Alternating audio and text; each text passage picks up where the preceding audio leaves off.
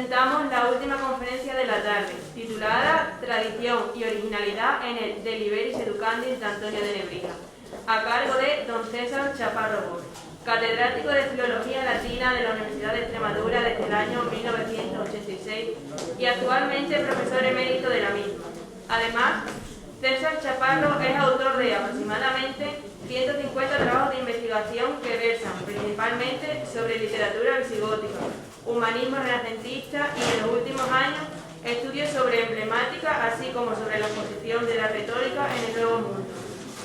En esta ponencia, Chaparro trata sobre cómo uno de los aspectos esenciales del humanismo renacentista radica en ser un movimiento de reforma educativa que actuó desde y para el ámbito escolar universitario.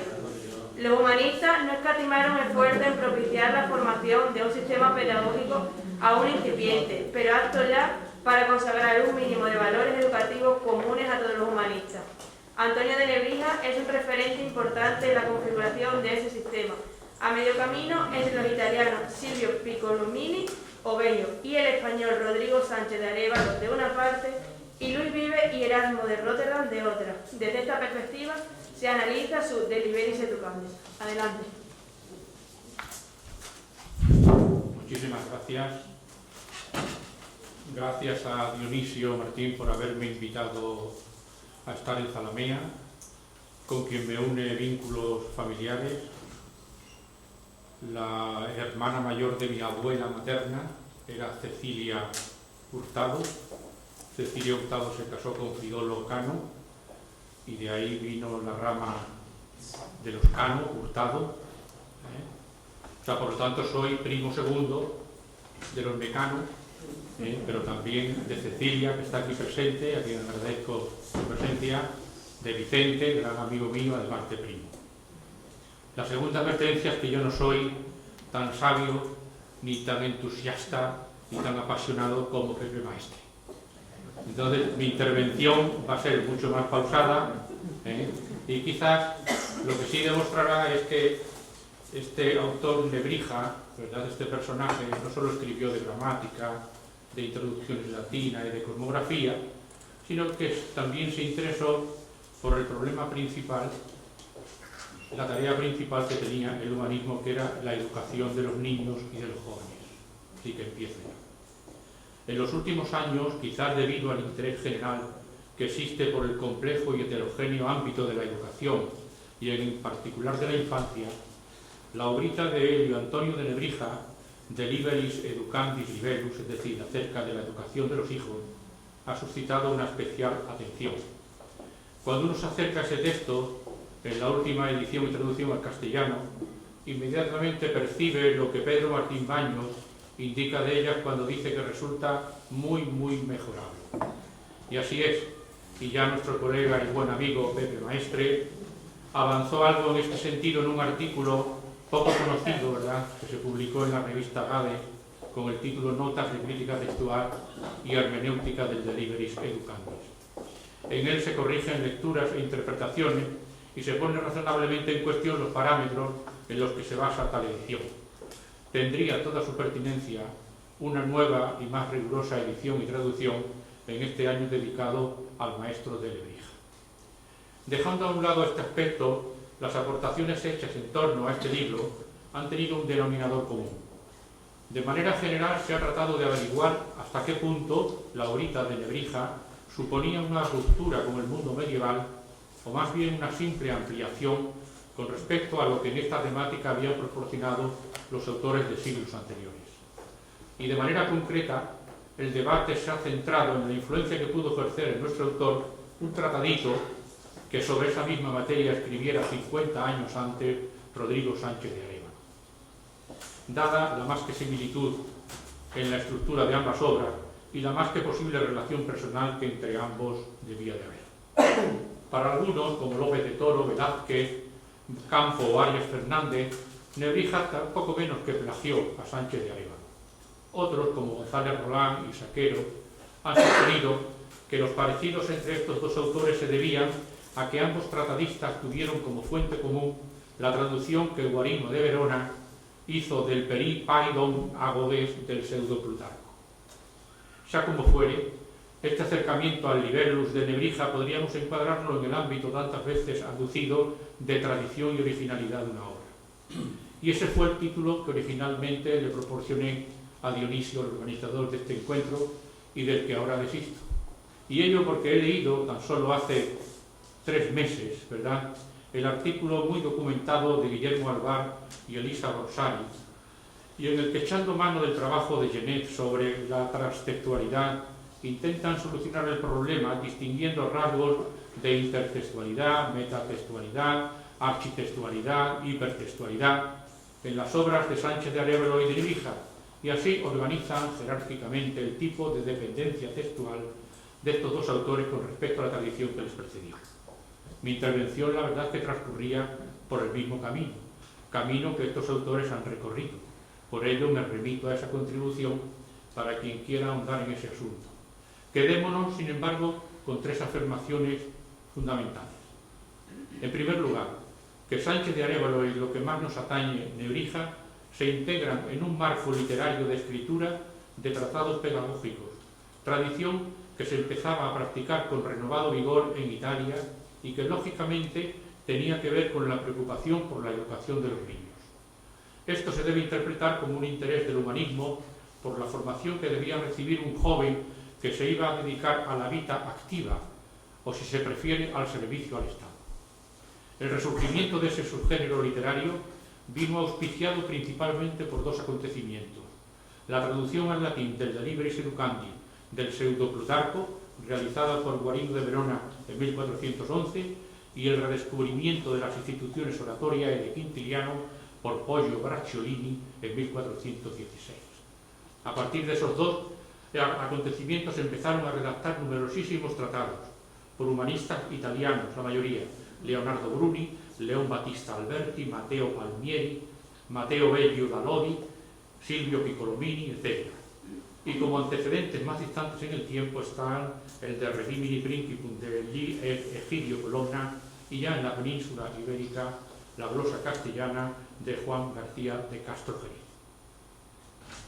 En ese sentido, Sánchez de Arévalo y Nebrija, que es lo que nos interesa, por el hecho mismo de escribir sobre formación infantil, se incardinan claramente en esa corriente humanista de clara influencia cultural italiana.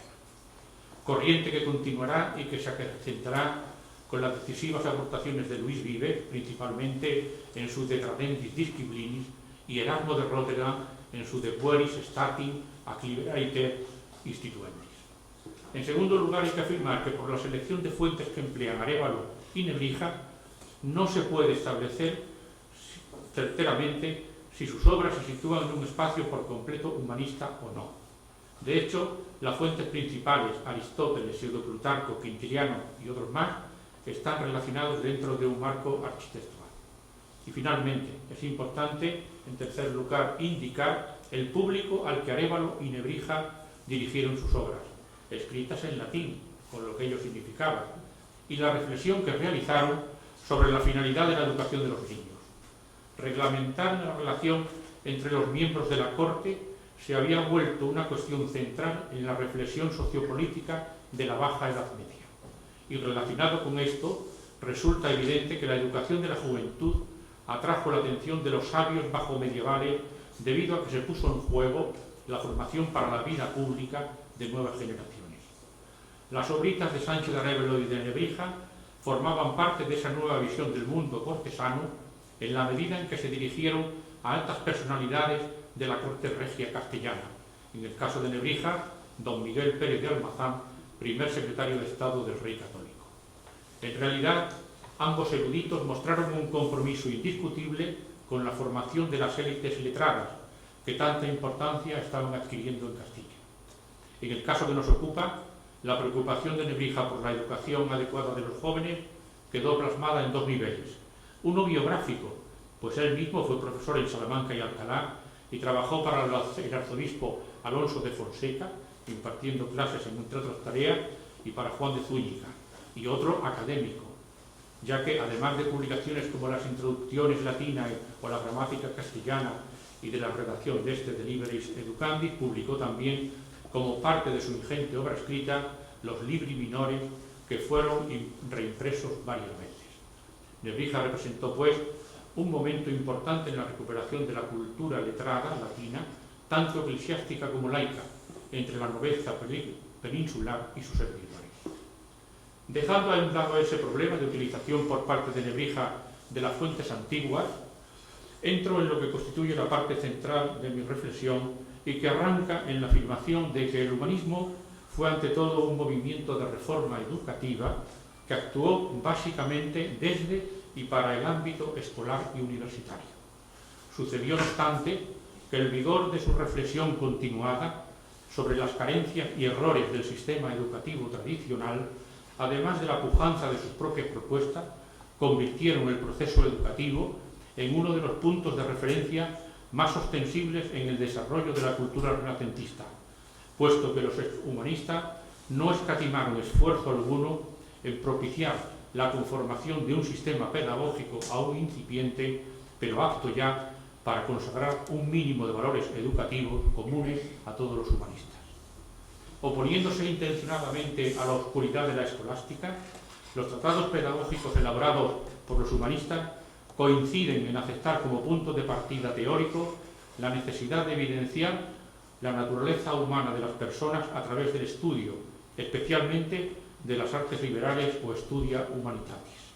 En efecto, el desprecio por el seguimiento ciego del principio de autoridad, el maestro lo dijo, sumado al reconocimiento de la ratio como factor protagonista del proceso educativo, permite hablar con razón de una nueva educación homocéntrica por cuanto que aspira a la formación del hombre en cuanto hombre, enfatizando por ello la prestancia de los nuevos objetivos comunes, la libertad del hombre, su libertad espiritual y su educación integral.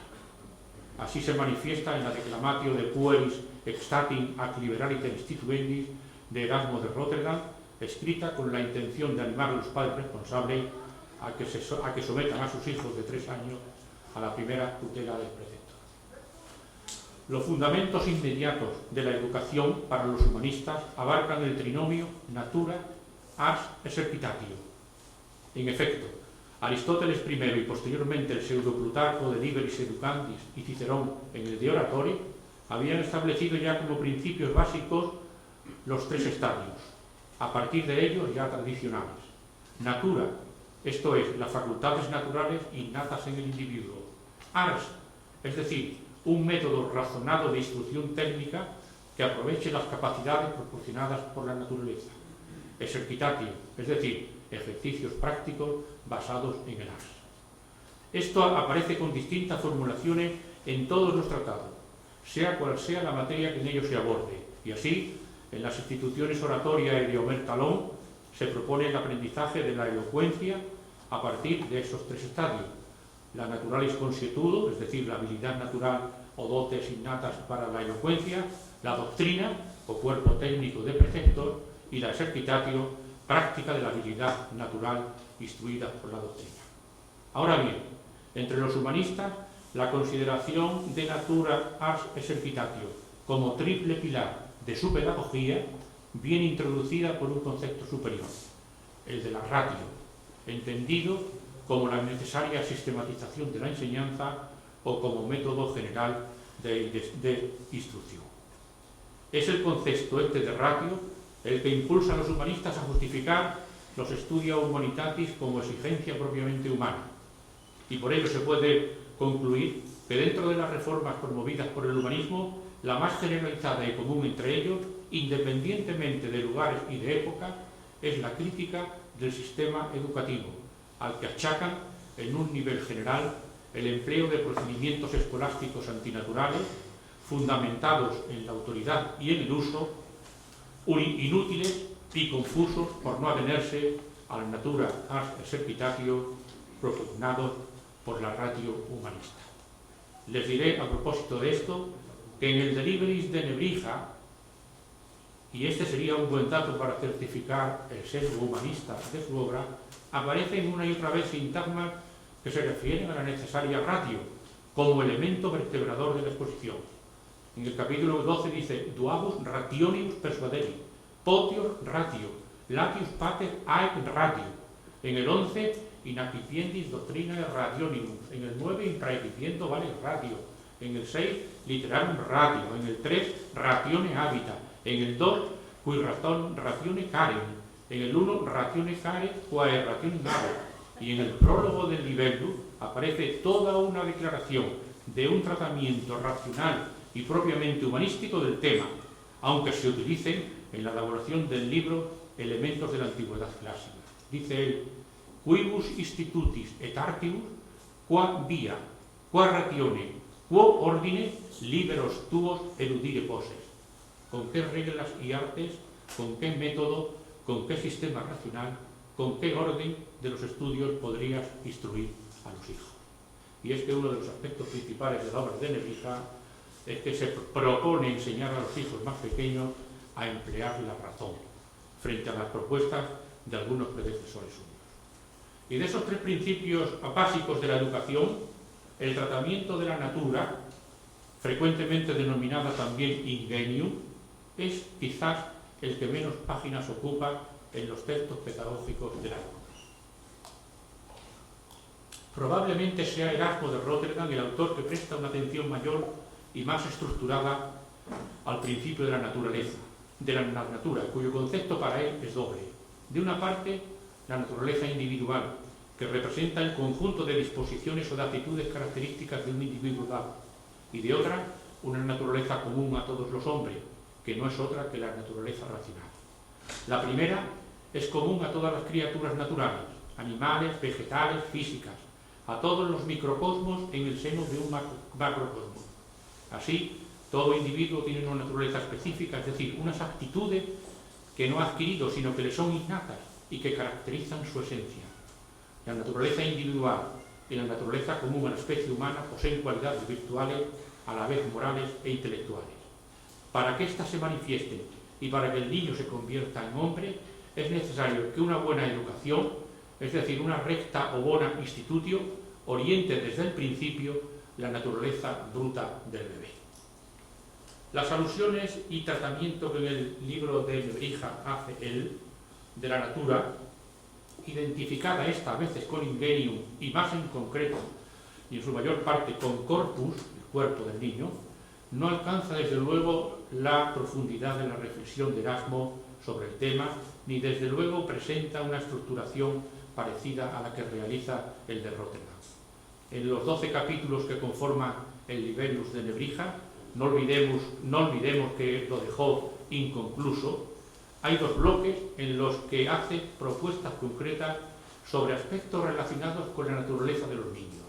De una parte, los 4 primeros capítulos, que están dedicados al cuidado del cuerpo, y de otra, los capítulos 9 y 10, en los que se aboga por educar al niño según sus capacidades naturales.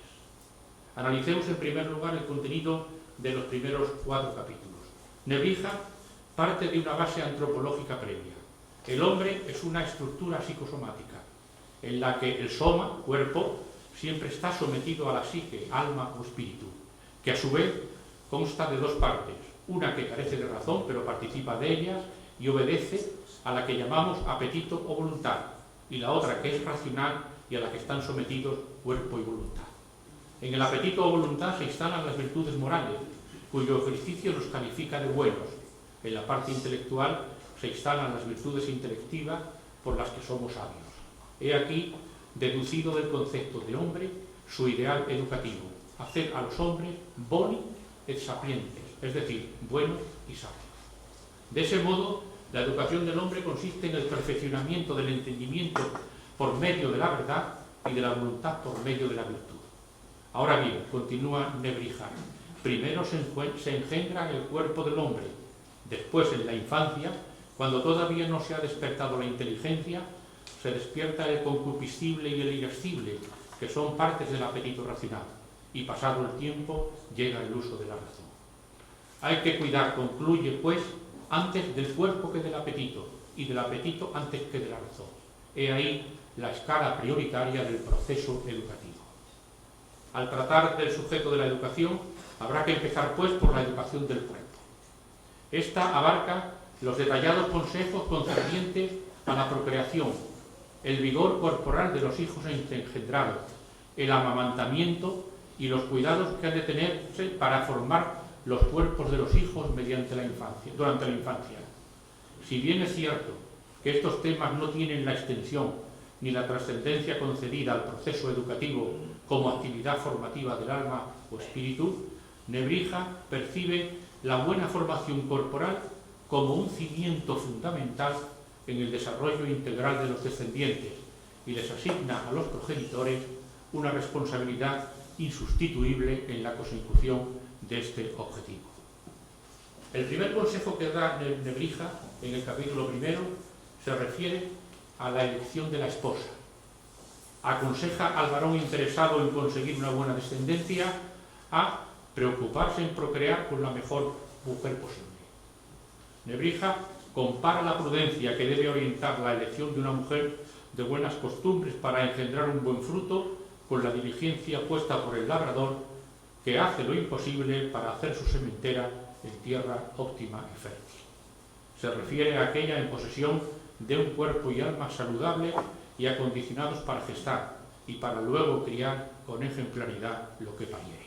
Son palabras suyas. Al tratar el tema de la elección de la esposa, Nebrija retoma un ejemplo tópico del discurso clásico que destaca la multa impuesta por los lacedemonios al rey Arquidamo por haberse casado con una mujer de cuerpo pequeño.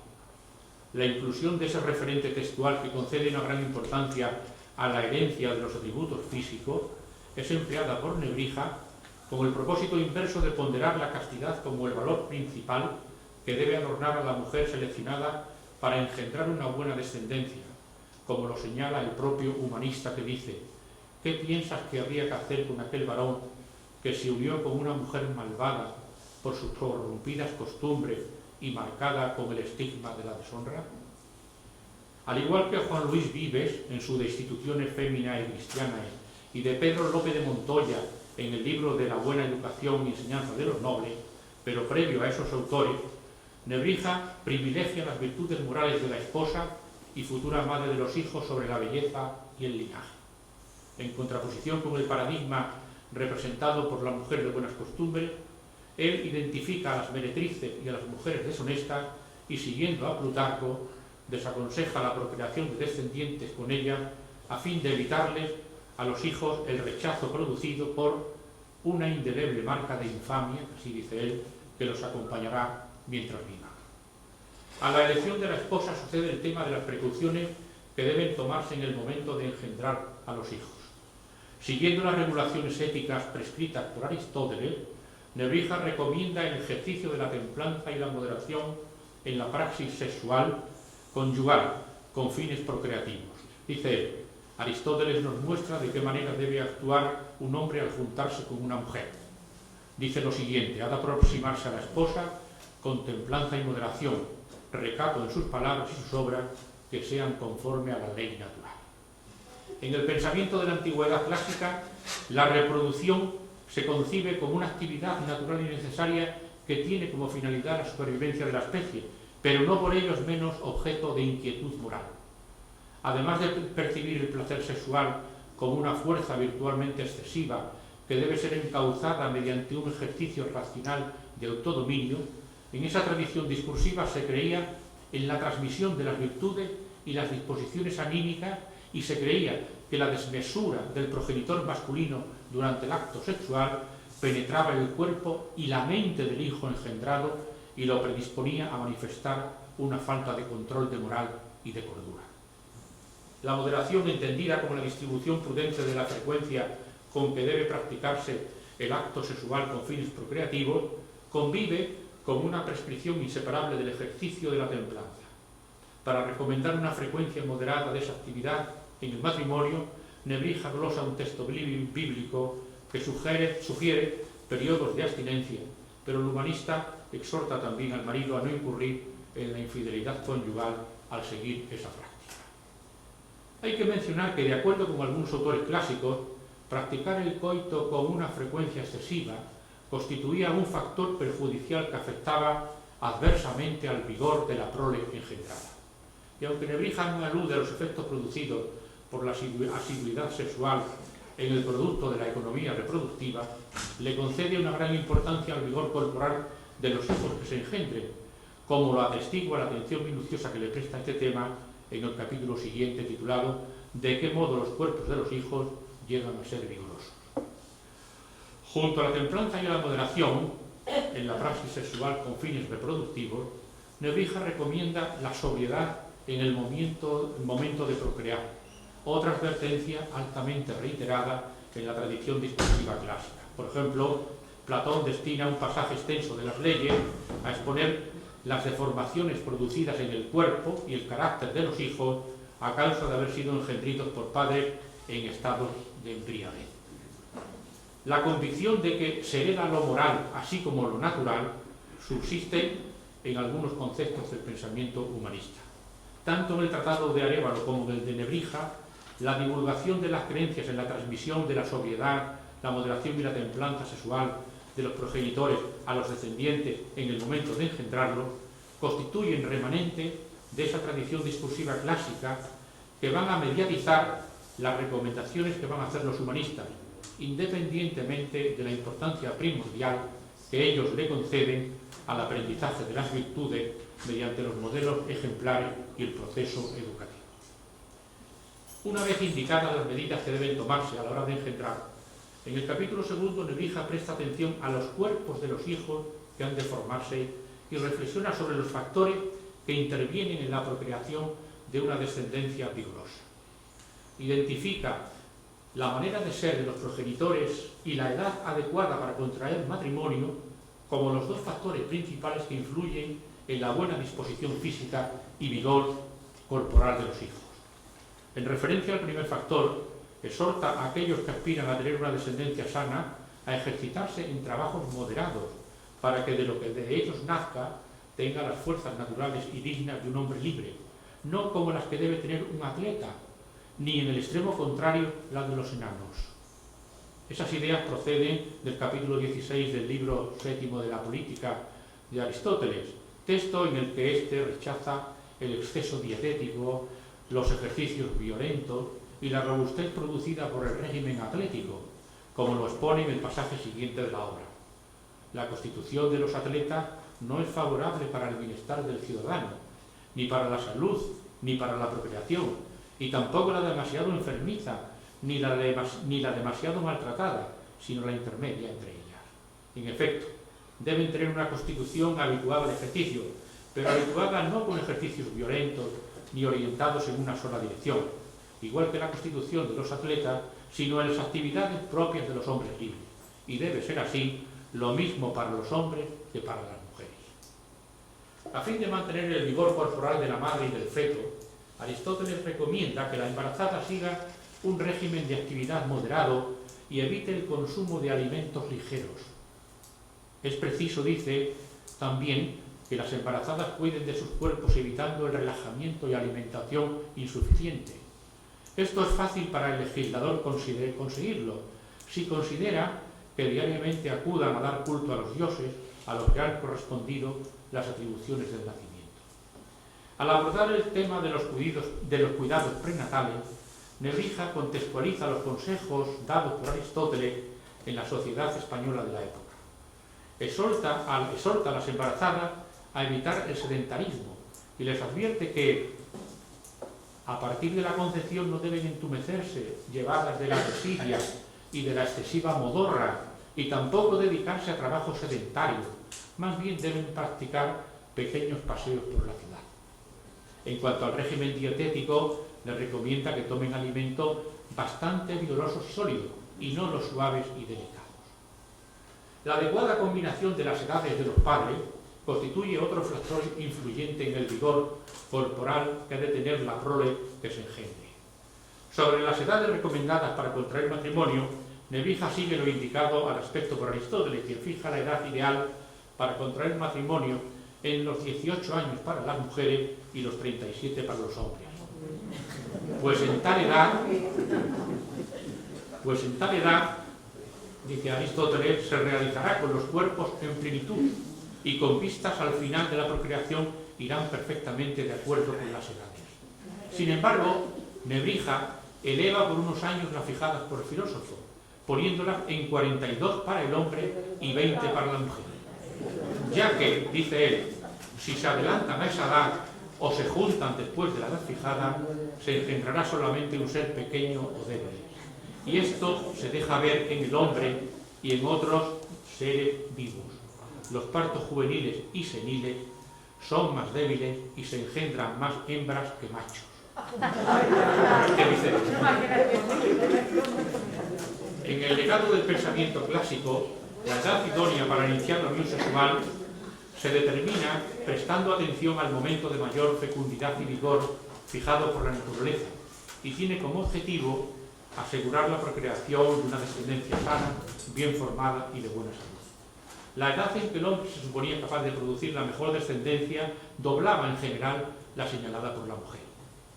Posterior a la divulgación de esas ideas en el Tratado de Nebrija, en el capítulo 2 de los deberes del marido de Juan Luis Vives, aborda también este tema de la edad conveniente para contraer matrimonio e iniciar la procreación. El humanista valenciano conjuga los beneficios que procura la fijación de esas edades para la convivencia marital y la propia procreación. Y dice, las edades que hemos fijado se avienen muy bien entre sí, tanto para la práctica de la convivencia matrimonial como para la procreación, para que esta facultad desaparezca de ambos cónyuges al mismo tiempo y para que no sea áspera la vida marital, si siendo uno de ellos capaz todavía de engendrar, el otro está ya debilitado y exhausto por la vejez. El extenso e importante capítulo 3 está dedicado al tema de la alimentación de los niños, desde el nacimiento hasta los primeros años de la infancia. Y en él, Nebrija defiende desde el título que los hijos deben ser amamantados preferentemente por la leche de la madre. En su exposición apela a la necesidad de proteger la buena formación de los descendientes, iniciada por la naturaleza en el momento de la concepción y continuada por la sangre durante el periodo prenatal, como la razón que obliga a amamantar a los hijos con la leche de la madre. En Europa, la lactancia mercenaria constituía una costumbre completamente aceptada en los sectores sociales altos y se efectuaba con el consentimiento de la autoridad paterna. Además de responder a los estilos de vida de los sectores de la élite, la vigencia de esa práctica obedecía a las capacidades contraceptivas atribuidas al proceso de amamantamiento, así como a la proscripción de sostener relaciones sexuales durante el tiempo en que la madre lactaba. La abstinencia sexual por el periodo de 2 o 3 años al que se extendía generalmente el amamantamiento en esa época era incompatible con las demandas reproductivas de las élites sociales y económicas. La contratación de amas de leche liberaba a las madres de esos sectores de la tarea de amamantar y las dejaba disponibles para continuar la procreación ininterrumpida de los herederos de las propiedades y de los títulos. En los inicios de este capítulo se puede observar que Nebrija privilegia el papel reproductivo de la esposa de las clases altas sobre el deber materno de amamantar a los descendientes, ya que identifica la necesidad de engendrar otros hijos como una razón que, junto a la falta de salud, exonera a la madre de la responsabilidad de lactar. No obstante, tras estipular esas salvedades, insta a la madre a lactar para preservar incontaminada la formación física y moral de los hijos. Esta doble posición o ambivalencia discursiva se observa en los manuales de conducta, en los que, si bien se considera que la lactancia materna y la crianza hacían que las esposas de los hombres de la élite no estuvieran disponibles como progenitoras de un linaje privilegiado y que fueran sexualmente deseables, la literatura de consejos advertía a los padres de que al confiar sus hijos a mujeres de las clases más bajas, los estaban exponiendo a la contaminación por enfermedad y falta de moralidad transmisible a través de la leche. Nebrija presenta un corpus de argumentos empleados en la época para disuadir la contratación de nodriza y justificar el deber de la madre de amamantar al niño. La proyección de la madre que no lactaba a los hijos como un ser que exhibía las características de un linaje imperfecto partido por el medio procedente de la tradición discursiva clásica, se transformó en un argumento ampliamente divulgado en las obras de conducta escritas por los humanistas. Nebrija lo emplea cuando defiende que el acto de parir y no amamantar al hijo es propio de una madre incompleta y reducida a la mitad. Junto a este argumento y con el propósito de justificar el amamantamiento como un deber natural, Nebrija apela a la afirmación aristotélica según la cual la naturaleza no hace nada en vano. Dice él, ¿es posible que pienses que la naturaleza ha dotado a las mujeres de los pezones de las tetas como si fueran unos lunares llenos de encanto? ¿Acaso los ha dado la naturaleza no para amamantar a los hijos, sino para adornar sus pechos? Posterior a Nebrija, y en la instrucción de la mujer cristiana, Luis Vives recrimina severamente a las madres que no amamantaban, alegando que el incumplimiento de ese deber contradecía las obligaciones innatas en el cuerpo. Y viene a decir algo parecido a lo que decía. ¿Piensas por ventura que la naturaleza dio de balde tetas a las mujeres y que puso allí aquellos dos pezoncicos como dos verruguitas, no por más de por una cierta gentileza o hermosura de los pechos? Buenos estaríamos, por cierto. No lo hizo sino a fin de que la madre, habiendo parido, tuviese con qué poder criar a su hijo, según hacen todas las otras alimañas. Antonio de Guevara, en el Reloj de Príncipe, insiste en la misma idea, cuando afirma que después del alumbramiento toda mujer debe criar al hijo a sus pechos, porque la naturaleza no solo hizo hábiles a las mujeres para parir, sino que juntamente con esto las proveyó de leche para comer. Y de manera muy similar, Fray Luis de León recalca que tras el alumbramiento la naturaleza declara casi a voces su voluntad, enviando luego, después del parto, leche a los pechos. Para demostrar la obligación moral de la madre de amamantar a los hijos, Nebrija destaca el poder similar, esto es importante, que tiene la sangre materna y la leche de la nodriza para modelar la disposición física y los atributos morales de los infantes. Esas ideas tenían su procedencia en las teorías médicas vigentes en la época, que postulaban la presencia de una economía común en los fluidos del cuerpo y que consideraban que la sangre uterina, con la que se alimentaba el feto durante el embarazo, y la leche materna no constituían dos materias diferentes. A la naturaleza se le atribuía la capacidad de transformar la sangre uterina en leche después del parto, con el propósito de que el recién nacido continuara alimentándose y formándose con la misma materia con que se había sustentado durante la época fetal. Nebrija defiende esas creencias médicas con el propósito de ilustrar la capacidad de la leche con la que se amamantara a los infantes para continuar el proceso de formación iniciado por la sangre durante el embarazo. En fin, aquí hay una larga cita, que en fin, por el tiempo pues no les voy a leer. Amparándose en la capacidad atribuida a la leche para modelar los atributos del cuerpo y del alma, acorde con las características de la gente que los amamante, Nebrija proyecta la leche de las nodrizas como un injerto que deforma los orígenes bien dispuestos por la naturaleza en la criatura engendrada. Y al igual que él, Luis Vives califica posteriormente los daños causados por la leche extraña como una desdicha y carga la responsabilidad de los padres por no emplear los criterios adecuados en la selección del ama de leche. Y por su parte, Erasmo de Rotterdam se hará eco de estas ideas y en el coloquio conocido en castellano como puerperio, apela en palabras de Jocundo al topos clásico de la media madre para destacar la fragmentación que sufre la identidad de la madre y en consecuencia la del hijo como resultado de la división del parto y el amamantamiento en dos mujeres diferentes. Dice, si quieres ser madre entera de tu hijo, ten cuidado del tratamiento y gobierno de sus cuerpos.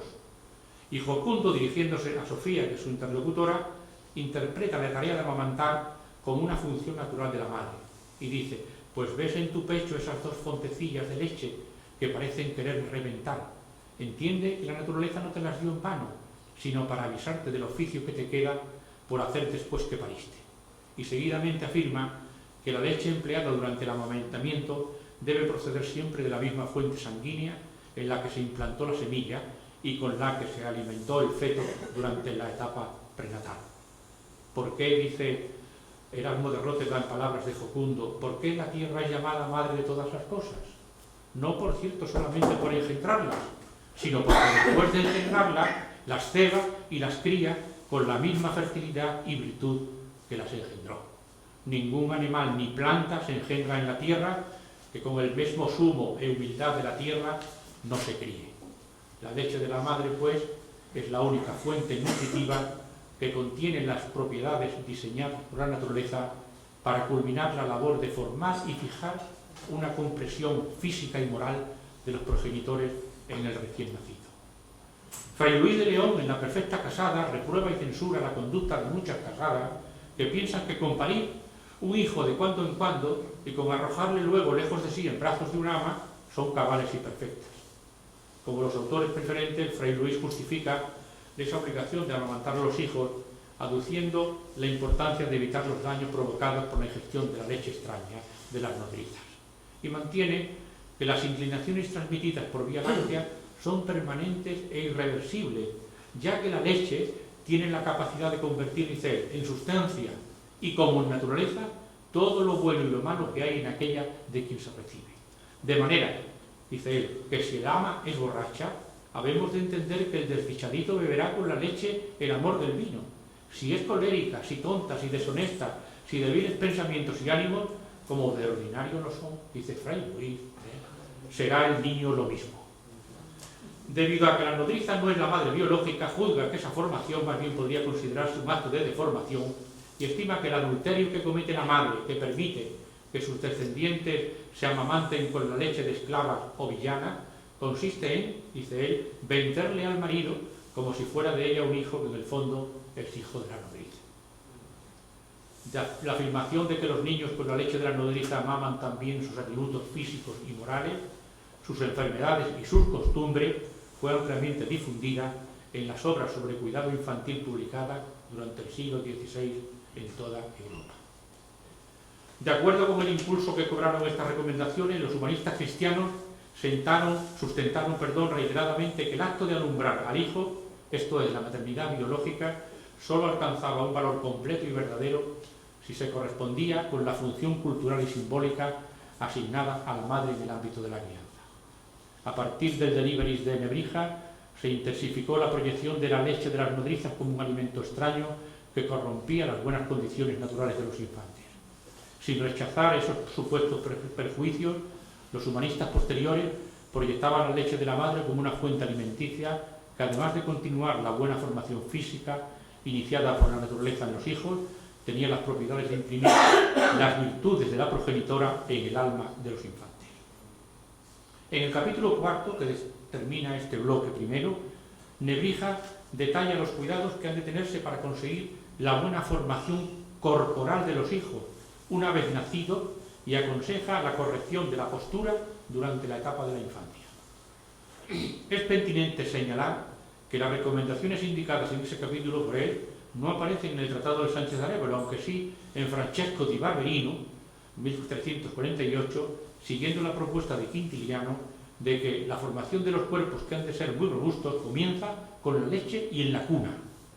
Exhorta pues a los padres a, dice él, enderezar de cualquier deformación corporal de origen congénito que sea susceptible de corrección, mientras los miembros del cuerpo del niño son moldeables y flexibles.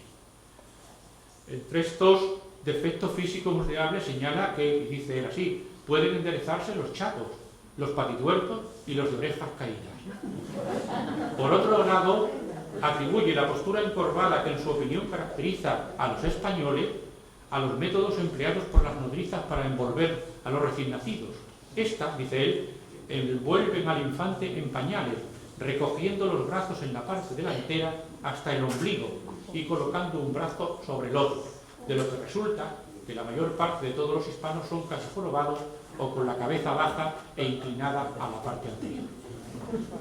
Nebrija insiste en el cuidado del rostro, de manera que éste no se desarrolle ni alargado, ni redondo, ni chato, o de las piernas, para que cuanto antes el niño pueda formarse en un andar recto, o en la importancia de cubrir los brazos para fortalecerlos.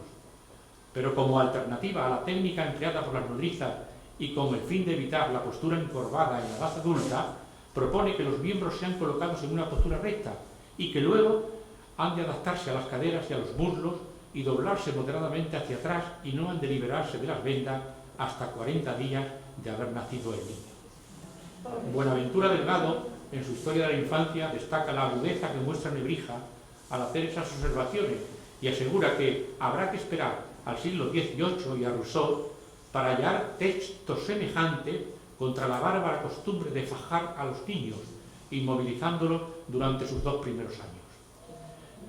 En este capítulo Nebrija recomienda igualmente como criterios higiénicos que se sumerjan los recién nacidos en agua helada, un método que, de acuerdo con Aristóteles, recomendado por Egidio Romano y practicado en Francia, les permitiría gozar de buena salud y desarrollar tolerancia ante los rigores de la naturaleza. Al finalizar los consejos sobre los cuidados del cuerpo, Nebrija indica explícitamente la transición de su discurso hacia el tema de la formación del alma, diciendo: hasta aquí he hablado de los temas relativos al cuidado del cuerpo, de la naturaleza. A partir de aquí, dediquémonos a hablar de la formación de las dotes del alma. La importancia concedida a los cuidados del cuerpo y la posición inicial ocupada por esos temas en la estructura de su librito está vinculada a la percepción sustentada en esa obra sobre el ser humano como una unidad corpórea espiritual que requería la atención de ambos planos, precisamente en el orden debido, para alcanzar el ideal educativo que aspiraba a lograr que los hombres llegaran a ser buenos y sabios. El segundo bloque abarca los capítulos 9 y especialmente 10, en los que se abogan por educar al niño según sus capacidades naturales.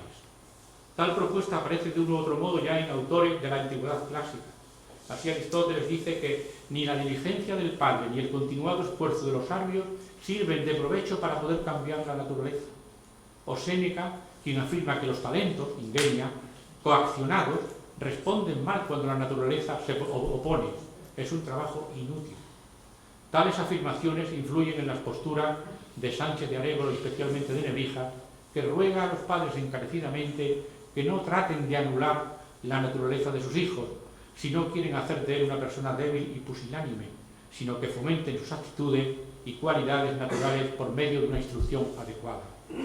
Toda instrucción, dice él, intenta llenar lo que le falta a la naturaleza, ya que la formación sería innecesaria si la naturaleza se bastase a sí misma, pero a continuación añade: sed neque est contra naturam pugnandum, pero tampoco ha de lucharse contra la naturaleza.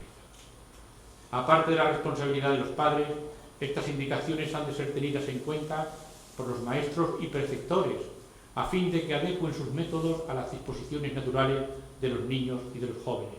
Dice él: con sumo interés tengan los preceptores como tarea primordial estar atentos a la naturaleza de los niños, puesto que por las cualidades naturales conocerán si son de ingenio obtuso y tardo o de penetrante agudeza e inteligencia. Y conocidas esas disposiciones naturales, se sabrá con qué severidad o moderación o indulgencia han de tratar a los niños y de qué manera han de instruirse los torpes y de otra manera muy diferente los agudos. Una apuesta clara por el cultivo y potenciación de las capacidades naturales del niño, así como por la necesaria adaptación del pedagogo a las mismas. Esto es, la toma de la natura del alumno como base y la aplicación del as y del exercitatio como sistema racional de aprendizaje. Como ven, Nebrija también escribía de estas cosas diferentes de la filología, la gramática y todo lo demás. Muchas gracias.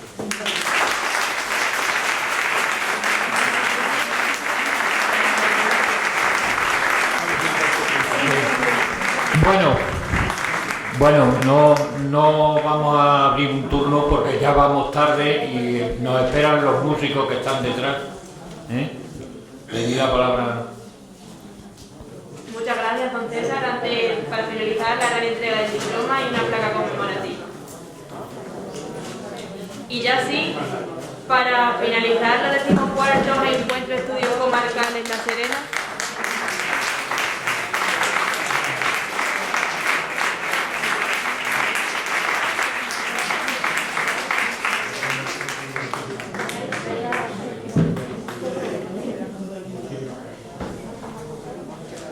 Para finalizar los 14º Encuentros de Estudios Comarcales La Serena, damos paso a un concierto del grupo de música antigua El Acorde, cuyo propósito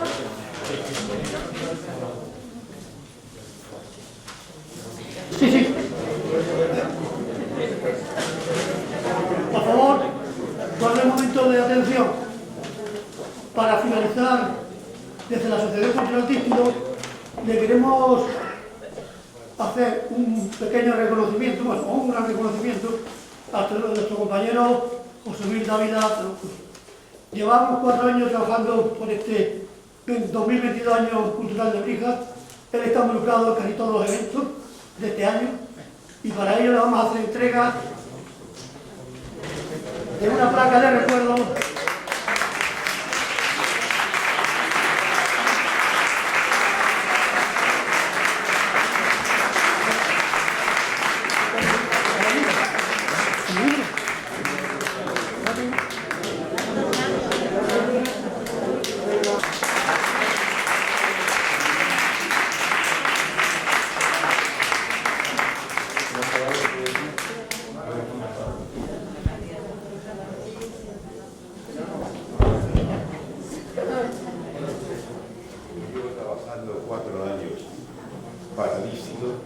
para mí ha sido el gran honor de mi vida. Me ha permitido esbozar muchos de los trabajos que tengo pendientes de presentar.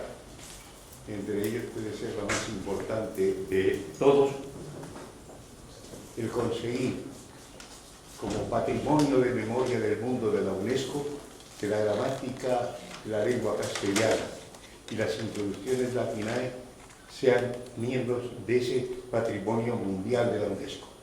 Este es un trabajo largo, duro, pero ha sido todo tan interesante que me encuentro orgulloso, en primer lugar, de ser oriundo del pueblo de Zalamea la Serena, la cual tengo toda la familia paterna, que era una familia grande.